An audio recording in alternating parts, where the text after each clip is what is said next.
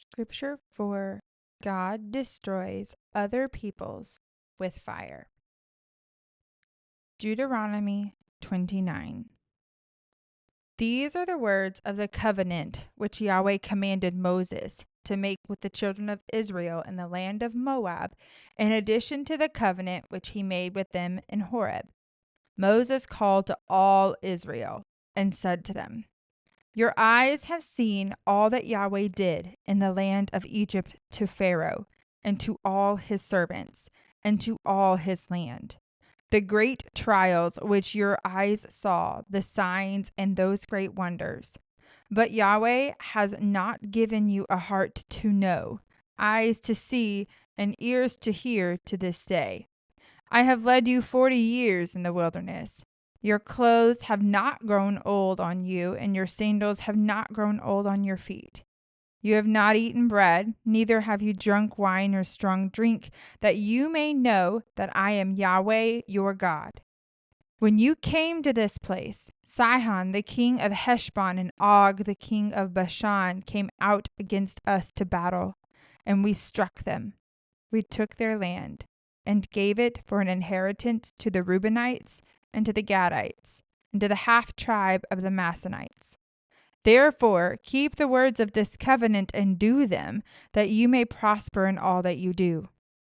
All of you stand today in the presence of Yahweh your God, your heads, your tribes, your elders, your officers, even all the men of Israel, your little ones, your wives, and the foreigners who are in the middle of your camps, from the one who cuts your wood to the one who draws your water, that you may enter into the covenant of Yahweh your God and into his oath, which Yahweh your God makes with you today, that he may establish you today as his people, and that he may be your God as he spoke to you, as he swore to your fathers, to Abraham, to Isaac, and to Jacob.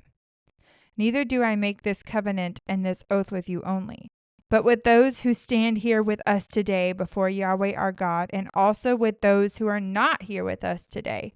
For if you know how we lived in the land of Egypt, and how we came through the middle of the nations through which you passed, and you have seen their abominations and their idols of wood, stone, silver, and gold, which were among them, lest there should be among you man, woman, family, or tribe, whose heart turns away today from Yahweh our God, to go to serve the gods of those nations, lest there should be among you a root that produces bitter poison.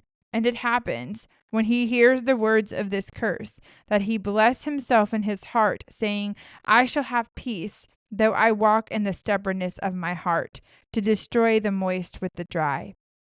Yahweh will not pardon him. But then Yahweh's anger and his jealousy will smoke against that man, and all the curse that is written in this book will fall on him, and Yahweh will blot out his name from under the sky. Yahweh will set him apart for evil out of all the tribes of Israel, according to all the curses of the covenant written in this book of the law. The generation to come, your children who will rise up after you, and the foreigner who will come from a far land, will say when they see the plagues of that land, that the sickness with which Yahweh has made it sick, that all of its land is sulfur, salt, and burning, that it is not sown, doesn't produce, nor does any grass grow in it, like the overthrow of Sodom, Gomorrah, Admah, and Zeboim, which Yahweh overthrew in his anger and in his wrath. Even all the nations will say, Why has Yahweh done this to this land? What does the heat of this great anger mean? The men will say, Behold, they abandoned the covenant of Yahweh, the God of their fathers, which he made with them when he brought them out of the land of Egypt, and went and served other gods and worshipped them, gods they didn't know and that he had not given to them. Therefore Yahweh's anger burned against this land, to bring on it all the curses that are written in this book.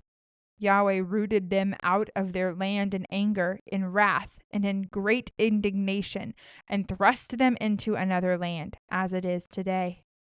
The secret things belong to Yahweh our God, but the things that are revealed belong to us and to our children forever, that we may do all the words of this law. Leviticus 10, 1 through 7. Nadab and Abihu, the sons of Aaron, each took his censer and put fire in it and laid incense on it and offered strange fire before Yahweh, which he had not commanded them. Fire came out before Yahweh and devoured them, and they died before Yahweh. Then Moses said to Aaron, "This is what Yahweh spoke of, saying, I will show myself holy to those who come near me, and before all the people I will be glorified." Aaron held his peace. Moses called Mishael and Elizaphan, the sons of Uzziel, the uncle of Aaron, and said to them, "Draw near, carry your brothers from before the sanctuary out of the camp." So they came near and carried them in their tunics out of the camp, as Moses had said. Moses said to Aaron and to Eleazar and to Ithamar his sons, "Don't let the hair of your heads go loose, and don't tear your clothes so that you don't die, and so that he will not be angry with all the congregation, but let your brothers, the whole house of Israel, bewail the burning which Yahweh has kindled. You shall not go out from the door of the tent of meeting, lest you die, for the anointing oil of Yahweh is on you." They did according to the word of Moses. Leviticus 20:14. If a man takes a wife and her mother, it is wickedness. They shall be burned with fire, both he and they, that there may be no wickedness among you. Leviticus 21:9. The daughter of any priest, if she profanes herself by playing the prostitute, she profanes her father. She shall be burned with fire. Numbers 3:1 through 4. Now this is the history of the generations of Aaron and Moses in the day that Yahweh spoke with Moses in Mount Sinai. These are the names of the sons of Aaron: Nadab, the firstborn, and Abihu, Eleazar, and Ithamar. These are the names of the sons of Aaron, the priests who were anointed, whom he consecrated to minister in the priest's office. Nadab and Abihu died before Yahweh when they offered strange fire before Yahweh in the wilderness of Sinai, and they had no children. Eleazar and Ithamar ministered in the priest's office in the presence of Aaron, their father. Numbers 11:1 through 3. The people were complaining in the ears of Yahweh. When Yahweh heard it, his anger burned, and Yahweh's fire burned among them and consumed some of the outskirts of the camp. The people cried to Moses, and Moses prayed to Yahweh, and the fire abated. The name of that place was called Taberah, because Yahweh's fire burned among them. Numbers 16:28 through 35. Moses said, "Hereby you shall know that Yahweh has sent me to do all these works, for they are not from my own mind. If these men die the common death of all men, or if they experience what all men experience, then Yahweh hasn't sent me. But if Yahweh makes a new thing, and the ground opens its mouth and swallows them up with all that belong to them, and they go down to live alive into Sheol, then you shall understand that these men have despised God." As he finished speaking all these words, the ground that was under them split apart. The earth opened its mouth and swallowed them up with their households, all of Korah's men, and all their goods. So they and all that belonged to them went down alive into Sheol. The earth closed on them, and they perished from among the assembly. All Israel that were around them fled at their cry, for they said, "Lest the earth swallow us up." Fire came out from Yahweh and devoured the 250 men who offered the incense. Numbers 26:60 through 61. To Aaron were born Nadab and Abihu, Eleazar and Ithamar. Nadab and Abihu died when they offered strange fire before Yahweh. 2 Kings 1. Moab rebelled against Israel after the death of Ahab. Ahaziah fell down through the lattice in his upper room that was in Samaria and was sick. So he sent messengers and said to them, "Go inquire of Baal Zebub, the god of Ekron, whether I will recover of this sickness." But Yahweh's angel said to Elijah the Tishbite, "Arise, go up to meet the messengers of the king of Samaria and tell them, it is because there is no God in Israel that you go to inquire of Baal Zebub, the god of Ekron? Now therefore Yahweh says, you will not come down from the bed where you have gone up, but you will surely die." Then Elijah departed. The messengers returned to him, and he said to them, "Why is it that you have returned?" They said to him, "A man came up to meet us and said to us, 'Go, return to the king who sent you and tell him, Yahweh says, is it because there is no God in Israel that you intend to inquire of Baal-zebub, the god of Ekron? Therefore you will not come down from the bed where you have gone up, but you will surely die.'" He said to them, "What kind of man was he who came up to meet you and told you these words?" They answered him, "He was a hairy man and wearing a leather belt around his waist." He said, "It's Elijah the Tishbite." Then the king sent a captain of 50 with his 50 to him. He went up to him, and behold, he was sitting on top of the hill. He said to him, "Man of God, the king has said, 'Come down.'" Elijah answered to the captain of 50, "If I am a man of God, then let fire come down from the sky and consume you and your 50. The fire came down from the sky and consumed him and his 50. Again, he sent to him another captain of 50 with his 50. He answered him, "Man of God, the king has said, 'Come down quickly.'" Elijah answered them, "If I am a man of God, then let fire come down from the sky and consume you and your 50. Then God's fire came down from the sky and consumed him and his 50. Again, he sent the captain of a third 50 with his 50. The third captain of 50 went up and came and fell on his knees before Elijah and begged him and said to him, "Man of God, please let my life and the life of these 50 of your servants be precious in your sight." Behold, a fire came down from the sky and consumed the last two captains of 50 with their 50s. But now let my life be precious in your sight. Yahweh's angel said to Elijah, "Go down with him. Don't be afraid of him." Then he arose and went down with him to the king. He said to him, "Yahweh says, because you have sent messengers to inquire of Baal-zebub, the god of Ekron, is it because there is no God in Israel to inquire of his word? Therefore you will not come down from the bed where you have gone up, but you will surely die." So he died according to Yahweh's word, which Elijah had spoken. Jehoram began to reign in his place in the 2nd year of Jehoram the son of Jehoshaphat, king of Judah, because he had no son. Now the rest of the acts of Ahaziah, which he did, aren't they written in the book of the Chronicles of the Kings of Israel? Psalm 21. For the chief musician, a psalm by David. The king rejoices in your strength, Yahweh. How greatly he rejoices in your salvation. You have given him his heart's desire and have not withheld the request of his lips. Selah. For you meet him with the blessings of goodness. You set a crown of fine gold on his head. He asked life of you, and you gave it to him, even length of his days forever and ever.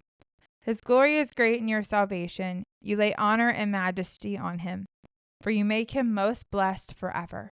You make him glad with joy in your presence. For the king trusts in Yahweh. Through the loving kindness of the Most High, he shall not be moved. Your hand will find out all of your enemies. Your right hand will find out those who hate you. You will make them as a fiery furnace in the time of your anger.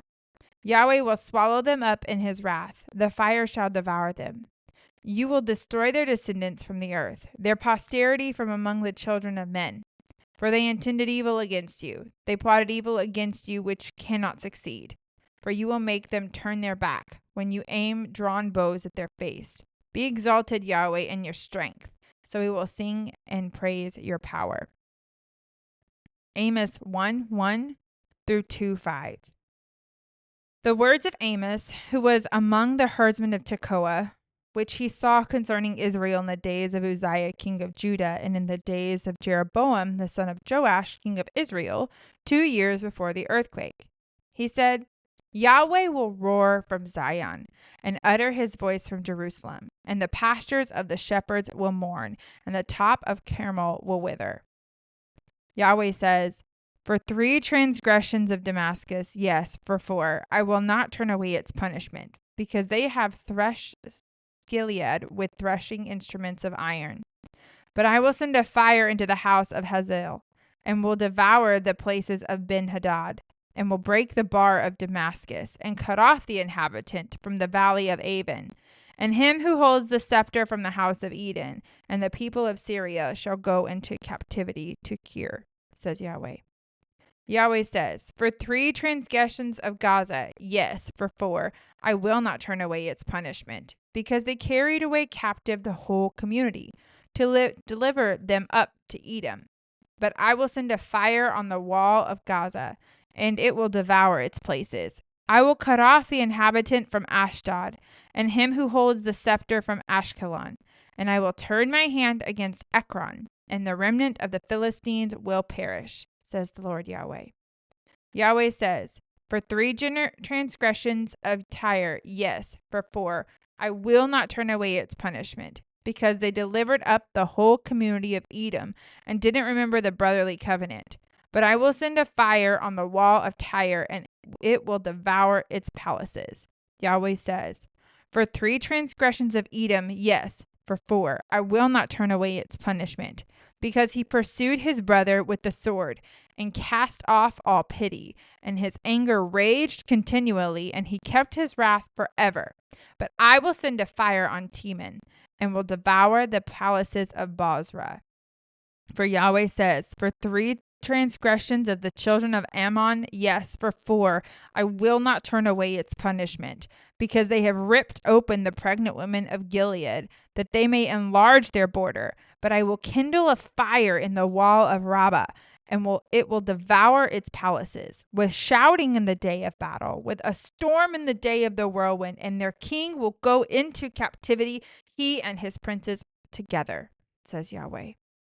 Yahweh says, for 3 transgressions of Moab, yes, for 4, I will not turn away its punishment, because he burned the bones of the king of Edom into lime. But I will send a fire on Moab, and it will devour the palaces of Kerioth, and Moab will die with tumult, with shouting, and with the sound of the trumpet. And I will cut off the judge from among them, and will kill all its princes with him, says Yahweh. Yahweh says, for 3 transgressions of Judah, yes, for 4, I will not turn away its punishment, because they have rejected Yahweh's law and have not kept his statutes, and their lies have led them astray, after which their fathers walked. But I will send a fire on Judah, and it will devour the palaces of Jerusalem. Amos 7:4. Thus the Lord Yahweh showed me, behold, the Lord Yahweh called for judgment by fire, and it dried up the great deep and would have devoured the land. Micah 1:1-7.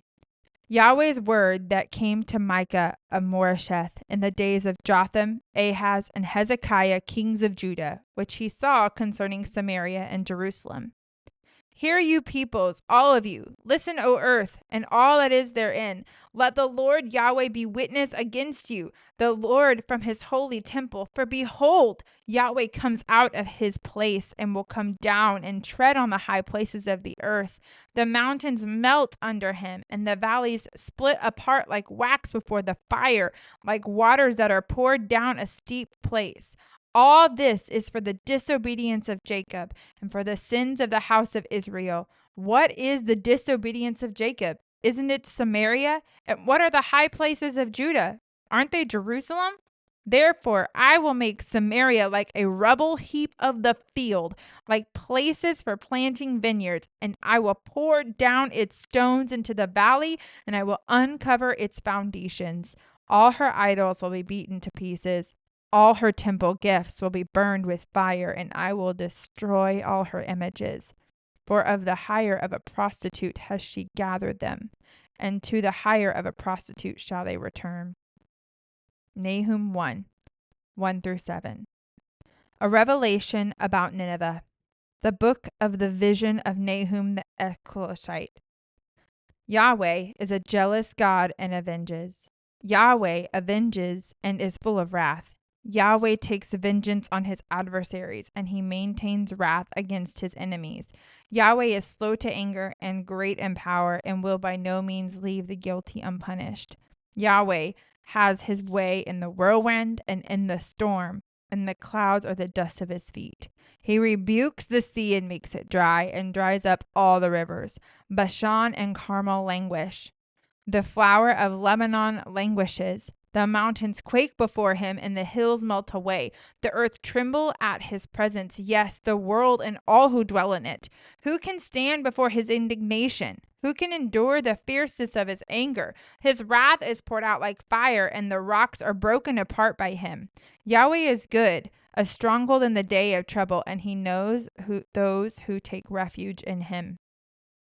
Zechariah 9, 1-4. A revelation.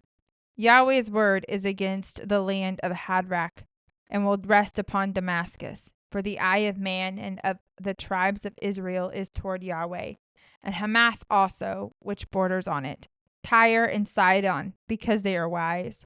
Tyre built herself a stronghold, and heaped up silver like the dust, and the fine gold like the mire of the streets. Behold, the Lord will dispossess her, and he will strike her power in the sea, and she will be devoured with fire.